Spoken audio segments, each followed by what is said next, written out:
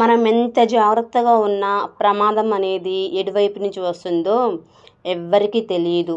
అందువల్ల ఖచ్చితంగా అన్ని వేళలా జాగ్రత్తగా ఉంటూనే ఉండాలి. ఎందుకు చెప్తున్నాను అంటే, రీసెంట్గా కార్తీక పౌర్ణమి రోజున తెలిసిన ఒక అమ్మాయి తన పాపను కూడా టెంపుల్కి తీసుకొని వెళ్ళింది. పిల్లలు కూడా పూజలో పునస్కారాల్లో ఉండాలి అనుకోవడంలో ఆ తల్లి తప్పు లేదు.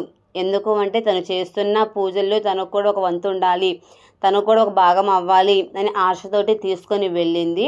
బట్ కాకపోతే అక్కడ జరిగింది ఏంటి అంటే, తను ఒక 5 years చిన్న పాప. అందుకని ఏమైంది అంటే, ఆ ఫ్రాకు అక్కడ దీపాలన్నీ ఉంటాయి కదా, సో అది ఆ ఫ్రాక్కి అంటుకుంది అండి.